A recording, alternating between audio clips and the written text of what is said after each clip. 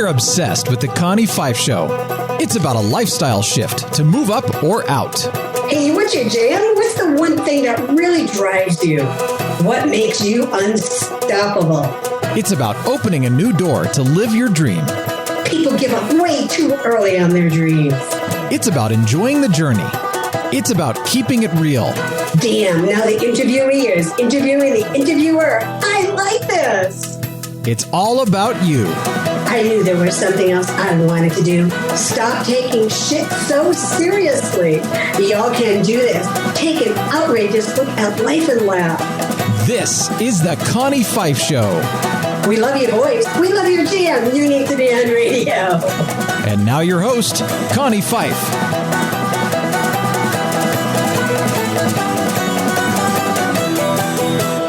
Hi, you're listening to Connie Pheiff, and this is the Connie Pheiff Show, and I'm the unstoppable diva. And every week, we just bring some incredible guests to the show. And today, we have a rerun, a comeback gal. We just had such a fantastic conversation that we just have to continue it. We want to talk more about it. And I'll just introduce her in just a minute, but I just want to make sure that you are share the show. Let people know. Make sure you're hashtagging me, the Connie Pheiff Show, or Connie Pheiff, and our guests as well, because we have so many good giveaways and goodies that we want to get out to you. So make sure that you're doing that. So share.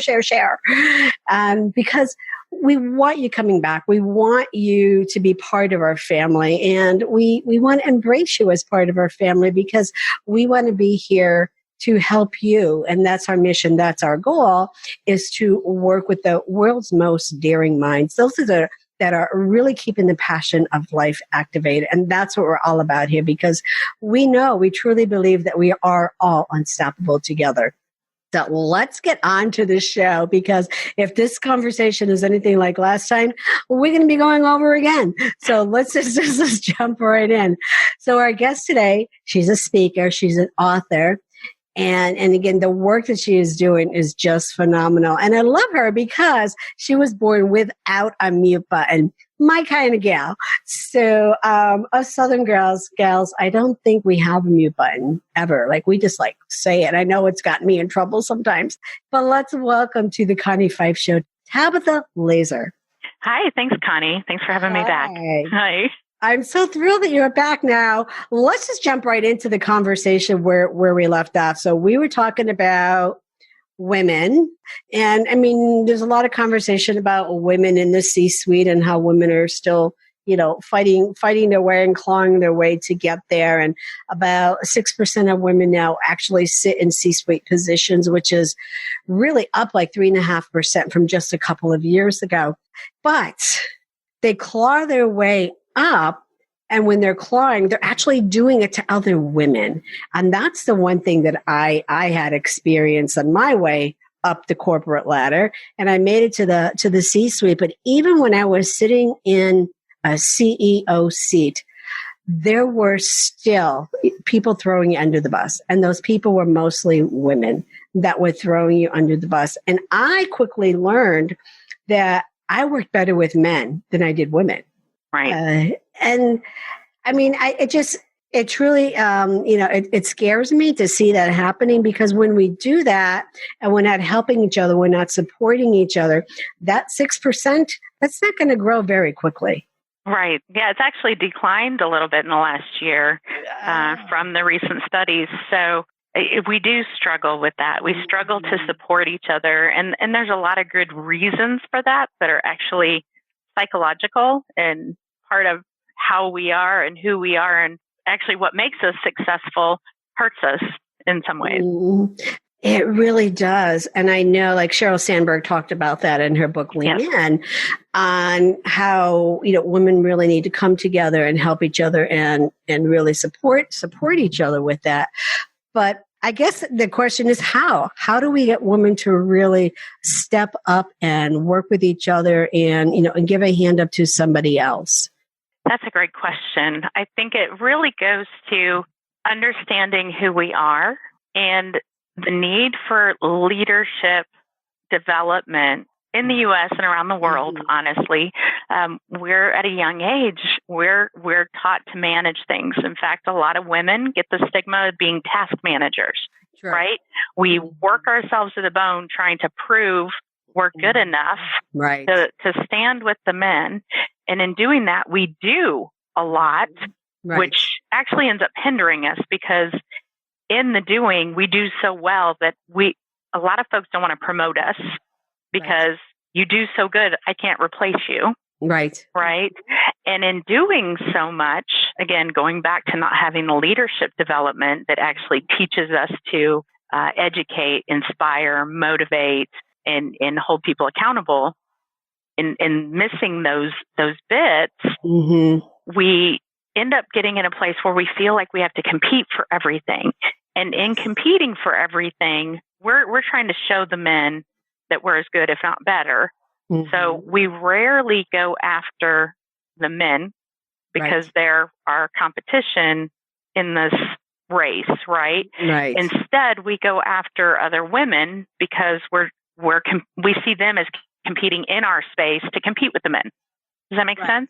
So, you're competing on both sides, but I guess I don't know if it's the easier place, but the person you see most threatening to you is that other woman sitting there. Right. Because you're both trying to say we're better than that other competition, right? Yes. And in doing so, I was a task manager for years, and I tried to lead, and I really struggled with it.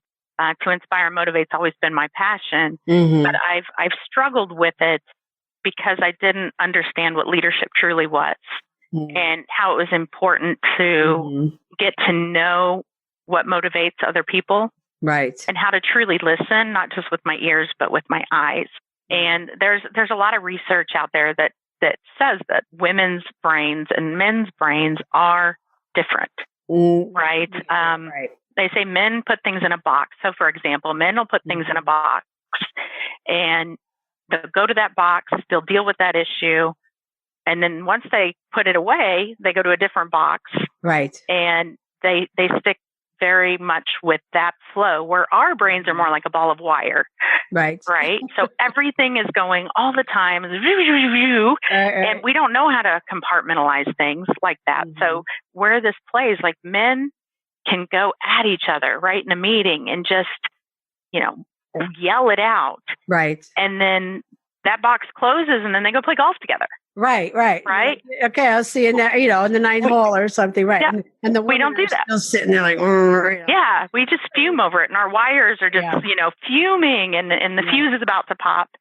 And so, because our brains are different, we respond differently to different situations. And it was an epiphany for me. I don't know if I mentioned this on the last call, but I was sitting in a meeting with 3 other women, and we were just trying to get through writing a requirement document, expectations. And it was like pulling teeth, because these 3 women just kept fighting against each other. And a lot of times they were saying the same thing. But they were trying to one up each other. I know this better. I know that better.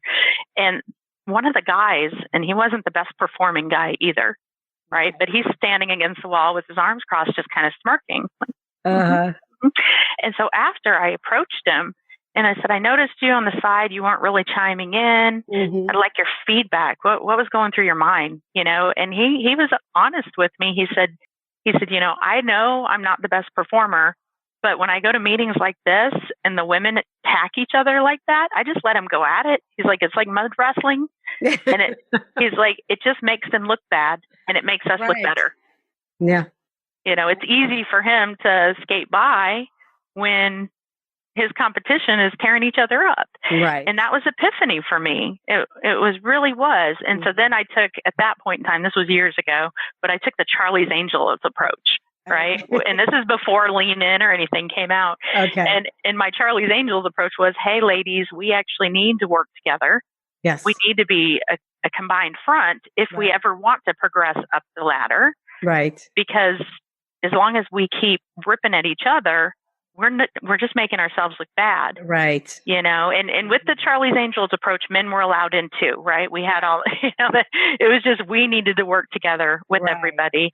And, it actually worked pretty well. It got women thinking of us as being, more of a team of folks fighting our way to the top versus these internal competitors with each other. But then I read Lean In, and that was helpful. And another book that I highly, highly recommend is for women only in the workplace. And this is by Shanti. She's written. It's excellent. It actually goes into more where Lean In's more the personal side. Right. For women only goes into the psychological and the physical, and it's great. It really is helpful to see how we do things differently and how we can approach things differently. Right. Probably I probably have many, many epiphanies. The one that came to mind when you were talking is when I was in the financial industry, which is 99.9% men, or at least it was 20, 30 years ago. And I mean, the one thing I learned initially was that if I was going to make a financial sale, I had to have a guy with me. I mean, I would have men hit on me, or I had one guy say to me, honey, he said, I was much thinner and slender then. And he goes, you know what? He goes, I'd rather date you than invest with you. So they didn't take you seriously. So then I took on a male partner. And for that reason, I would always joke to say, I keep Joe in my back pocket, because if I know I'm going to a meeting like that, I have him with me. So I have that male counterpart there. But the thing that happened there, I got promoted to vice president, and I was vice president of marketing. And the ladies, so all of the financial advisors were men at that point, except me. And then when I stepped into the role of vice president for marketing, we had the ladies come to me. So the office manager comes to me and she says, well, I need to schedule you time so we could teach you how to work the switchboard, the answering machine. And I went, the what? What? Right. All right. I was like, the what? And I was like, I'm vice president of this company. I don't work the answering, machine. It wasn't a switchboard. I mean, but I'm not a receptionist. I didn't work my ass off to come here to be a receptionist. Well, after that, it was a dividing line. It was the guys, me, and then, yes, right. So you kind of segregated yourself, there. Right. And the woman. So it was almost like, I had to take a middle ground. And then as we were recruiting more women into the organization, I started educating. I didn't get through to everybody, but I started educating more of the women who were more on the administrative side to say, when we have events and different programs, you don't have to be sitting on the sideline. You're here too to be part of this. We're one group. We're here together to work together. And I will never get on that answering machine. I am not here to be a receptionist. I was appalled. I nearly fell off my chair. Now, again, granted, I was a financial advisor and then stepped into this role. And then they're coming to me and saying, well, you need to learn how to use the answering machine. That just blew me away. But it was the women who did it, not the guys. And then when I went to the CEO and I said to him, I said, I'm not learning and answering anybody's telephone. That's not right. And he agreed with me. And he's like, oh no. He goes, why would she have said that to you? And I'm like, well, apparently there's that perception because I'm a woman. I'm going to take turns answering the phones. Yeah. So, and that's why you are where you are today, because you are a thought leader that, you were pushing boundaries way back when guys still had pinups on their walls in the office. Yes. Oh my God. I mean, again, guys, I mean, and I do curse like a truck driver now. But I mean, it was nothing, the way they would talk or act or behave. And then I remember interviewing I was interviewing for a receptionist and this young gal comes in. And that's the thing that truly scares me about today's generation because they haven't been taught professionalism. I mean, you could come in wearing jeans, or if it's that type of environment, like the tech industry is mostly that. But this gal came in with a mini skirt on, stiletto heels, a see-through top with, I don't know, a navy bra or something that, you could see through it. Like she was going pole dancing. I mean, I'm sorry. And I know that there's been a lot of conversations about women and women should dress freely, but not when you're working in a professional environment like that. Yeah. I think that goes back to the leadership coaching, because I'm going to step back into myself and my experiences. I was actually written up for dressing inappropriately. Now, okay. Mind you, I had on business slacks, okay, business shirt that I'd got from Limited or whatever at the time. Right. And my favorite. I had my hair looked great. My problem was I've always had an hourglass figure. Now it's still hourglass. It's bigger, right. But I've always had that figure, and the shirt was not super, super tight, but right. It was, it's been mentioned many times because of my body type. And I actually went out, when I worked for one company, it was brought up multiple times, obviously, because I couldn't figure out how to dress, right? Even a button-up shirt, it was inappropriate. So I went out and actually spent $1,000 when I lived in Minnesota and bought all men's clothes. And that was awful. I hated getting ready for work. Nothing fit right. I felt awful. And it really, it was a learning experience for me that it's not so much what I'm wearing, as much as how people were perceiving what I was wearing. It's the perception, perceived that way. And I did the same thing you did, especially when I was working in the finance industry, because, and again, I'm shorter than a lot of these men. I got big heels, and they were like platforms. I can't do heels anymore. But platforms, the dark suit, white top. Sometimes I throw in a pink top, but it became my uniform. Right. What can I wear that won't? I mean, I'm more dressed like a grandma now. Can I wear that's not gonna, negative blending, right? People's perception, right? We were blending, is what we were doing. We were blending, and actually, the movie the other day I watched, Hidden Figures. Yep. Okay, so, and I don't know, I picked up on it because I pay attention to that because of me going out and doing the dark business suit. So in the movie, in the several scenes, but you have all of the guys in there, black pants, the white jacket or the white shirts, and then the dark suit jacket if they had it on. And she came in with, a colorful dress or this. And I'm sitting skirt and heels. But that was, there's actually, as of 15 years ago, I worked for a company that still had the policy that women had to wear pantyhose. Well, we still have a ways to go in that market. But to your point, we need to make sure it's appropriate. So wearing the mini skirt and cut off, I see this as an issue on both ends, actually, coming from the millennial group. I've had guys show up for work for an interview wearing ripped jeans and a T-shirt, with this chain on his pocket, and the pants in the back not quite cinched up, and they just kind of sit back with their phone. They check their phone. There's a lot of guidance they need, but I think it's very similar to what we went through as well. Yes, it's different because what the clothes have changed, right? Think back to the 60s and 70s. I'm sure the bell bottoms and tie dyes and things weren't very appreciated, but it's part of leadership currently to take the time to mentor them and develop them. Yes. And unfortunately, I think that our current leaders are so overwhelmed with the existence of big data and more pressures and visibility in the market and in the news and everything else that we're taking less time to develop our people.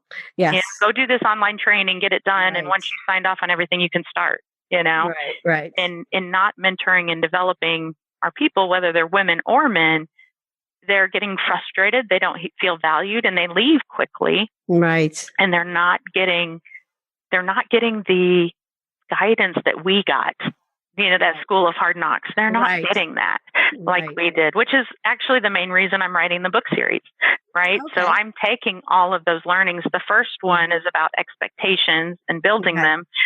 And the first series actually is about expectations, the first set of 4 books. But as I go forward, the next one's Deadly Leadership. So that set in the series will go through the different leadership styles and how to, communicate and things like that.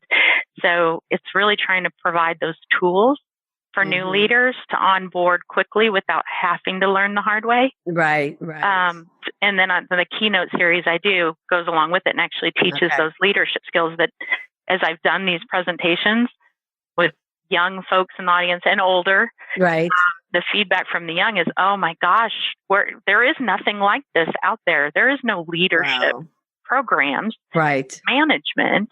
And then the older generation, us and above, they come out going, it was a great refresher for me. I was shocked at how many of the young folks around me didn't know any of this. Like we forget what we've learned, and that others don't know it. Right. I want to go into that a little bit more, but let's take a really quick break for our sponsor, and we'll be right back. The Connie Pheiff Show is heard everywhere. You can find The Connie Pheiff Show on most of your favorite networks. It's time to now recognize and thank our major networks for all of their support. In the house, we have Conscious Business Radio, C-Suite Radio, Transformation Radio, iHeartRadio. We are also heard on Google Play, Apple, Radio, Stitcher, and so many more that I just can't keep up with them all. I'm Connie Pheiff, your unstoppable diva. Learn more about our gym and how we can work together at my fancy schwanky website, ConniePheiffShow.com. I'll see you over there. Until then, like, share. Now back to the show. And we're back, and our unstoppable guest today is Tabitha Laser, and this is Connie with the Connie Pheiff Show. And remember to share away. So, Tabitha, you were talking, it reminded me, because you're talking about the different generations now and how people learn, what people have learned. And I focus a lot of my work like with the X generation. And, they come, and I did a lot of research, a lot of study on this, where they feel that they're the forgotten generation. They were the latchkey kids. And so now they just want that freedom, and they want to get out, and they want to dress how they want to dress. And then now you bring this up with the millennials, and, and they're, and a bit saying the same thing, that we didn't have that guidance. So how much pressure or how much responsibility is being put on the companies to give these very well qualified individuals guidance on just personal skills? I don't think enough. And that was the point I was trying to make before the break, is that the issues of our day were tremendous. We were, whether it was Gen X and, oh my gosh, this is so different. How are we going to survive the future? And the millennials are the same exact thing, just with the different tweaks, right? Right. So we need to take the time to step back to our younger selves and say, oh, we were the game changers at this time, compared to the prior generations, and women as well. As we've struggled to get equality, I think we continue to make the same mistakes over and over versus making the progress necessary because we fail to educate forward. Right. We failed to lead forward, and we failed to learn so that we can make new mistakes. Right? We need to share and learn so that new mistakes and new learnings can happen if we want to progress. And to do this, we have to tear down that barrier that we put up between ourselves. Yeah. It's got to happen. And I hope, Lean In helps start that charge. But I just communicated something out a couple weeks ago as a free keynote to anybody in the area who wanted to talk or come listen or learn. And the men response was, this is so great. Thanks for inviting. I'll forward. The women's response was, why are you sharing this on this platform? Are you allowed to do this? Are you breaking any rules? I mean, it was an instant attack, and they actually kind of ganged up right? Yes. And I had to sit them down and do some coaching on, I followed the proper chains. This is how anybody else would do it. You coming out and actually attacking this way doesn't make you look good. No. And it also doesn't help you or our sex, climb anywhere. It's stagnating. Yeah. And I know we're going back to talking about that. And because I had an experience recently, had several invitations to join this all women's group, Facebook group, and I really hesitate going there. I just do. I've been in groups and they don't end well. And I know how I am. And I know I say it like it is. Again, it says Southern blood in me. So you don't have a mute button either. Right. I'm like, there is no mute button. So I'm like, all right, I'll do this. Day one. This was day one. I took myself out in 2 hours. So day one, someone and I know this person, I adore her, love her, and she made a comment that she received a phone call from somebody who had connected with her on social, and the phone call was a sales call. It was a sales pitch. Well, she just went on about how that was inappropriate. The person had no right to pick up the phone and call her just because they're on social together. And she just went on, just threw this person under the bus. So little old me, I said, that's sales 101. Right. You make calls. Yeah. You pick up a phone and you call people. That is sales 101. And, and I'm sorry she didn't ask you permission first, but it's sales. Right. You knew her on Facebook. She connected with you. She called you. And then she even said it was a nice conversation, but she just got very upset when she realized that it was a sales call, and how dare she call her without permission. Yeah. So I made my comment back, and of course I got shit thrown back at me, and then I went back and said, delete. Right. I was like, why can we not? I mean, even if she did it wrong, why can't we as women coach somebody nicely? Right. To say, I'm thrilled that you called, but let me give you some feedback. Let me give you a suggestion. That's all you have to do. And I am certain that person would have appreciated that feedback rather than having somebody yell at them. Yeah. And that goes the other way too, right? So this woman who called you complaining, there's a huge coaching opportunity for her as well. Yes. And I think that's part of what I hope your listeners take away, even if they're men, right? When you see the women going at it, there's a coaching opportunity there to show them how it doesn't actually make them look better. That gentleman I talked about who told me the truth and opened my eyes, if he would have never said that, I may have never noticed it. Right. So having those coaching conversations to say, how is the way you're approaching this now actually having a negative impact or creating a negative perception on you to approach this way? And how would it, if you're comparing men to women, or you could say, how would such and such do it differently? And what type of outcome would that have? Right. And have them step through that to see, well, so-and-so wouldn't have complained about it. He just would have hung up and laughed it off, and so you're taking this approach. How is that hurting you instead of helping you? And I felt that it did. Yeah. What's a different way you could approach this so it would actually make you stronger? And the number one way was take it off of social.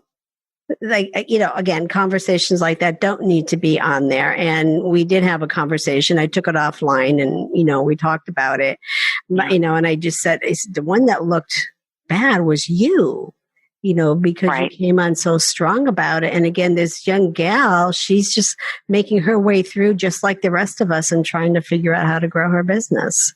Right. So, and there are teaching moments everywhere that we can learn that. Yeah. So, and again, we could continue talking because I do that as well. Right. So, I know you have the book and you have a whole toolbox of books that you have coming out soon. So why don't you let our listeners know where they can find you and learn more about you? Yeah, so I have a website, www.talaser, with an S, not a Z, laser.com, and they can connect with me through there. I'm also on LinkedIn, very active in other social platforms. Mm-hmm. But the first book is actually available now. When we first talked, it was coming out. So you can purchase it on Amazon. Right. And I kept the price points reasonable, and it's a very short read. It's literally, I've got it here to show people. It's 100 pages, and it has pictures, and it has big font for those who don't want to wear bifocals or, don't have a lot of time. You should be able to read it on a plane ride. Nice. But definitely will give you a lot of insights on things you may be a good refresher for you, or opportunities for improvement. And it's also a great tool as you get new leaders in, again, to help them develop quicker and get up to speed, and mentor them. Please mentor and coach folks. That's probably the best thing that ever happened to me, was when a leader stepped up and he sent me to some training. He saw my potential, but he set me up with other mentors, women and men. Right. So I could see how they got where they did. And they really helped me understand where I had areas I could improve, and where my strengths were. So please. We all could all have that. And that we could. Any chance of getting an autographed copy for our giveaway basket? Oh, for sure. Definitely. I'll get one right to you. Awesome. Well, thanks for being here again, Tabitha. I just love chatting with you. We have so much to talk about. So we'll have to do a third one. Oh, for sure. Anytime. All right. Well, that's all we have for today, folks. I'm Connie Pheiff, and we are going to continue moving ideas forward. And remember, we do have some feature advertising available yet for this year. Just head over to the ConniePheiffShow.com to get more information on that. And also check out our talentconcierge.co. We have some incredible talent that we work with. It's business coaching. We have our Masters Roundtable, and then we also help you get booked for your speaking if that's what you're looking to do as well, and or publish a book. So I do have a really quick commercial that I do have to share for our ladies. We have, make sure I say this right, we have the 25 hottest authors, artists, and advocates with the ladies, better known as Winona and Jade. And you can get a copy of that just by going over to andwethought.com. andwethought.com. You want to grab your copy today because you just don't know who's going to be in there. And maybe it's going to be you next. So I'm going to leave you with this thought, which is success and excuses do not work together. If you're full of excuses, you can kiss your success goodbye. You're listening to the Connie Pheiff Show, and if you like what you're hearing, make sure that you're sharing with your friends and colleagues, and subscribe with us on iTunes. Until next time, activate your power and keep the passion of life activated.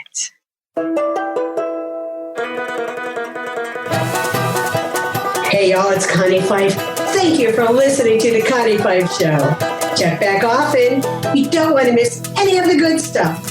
If you like what you hear and would like to be a guest on the show, head over to theconniepfeifshow.com to apply. While you're there, check out our amazing advertising opportunities that will put you right in front of your perfect client. I will see you over there. Do yourself a favor this week. Activate your power and be unstoppable together.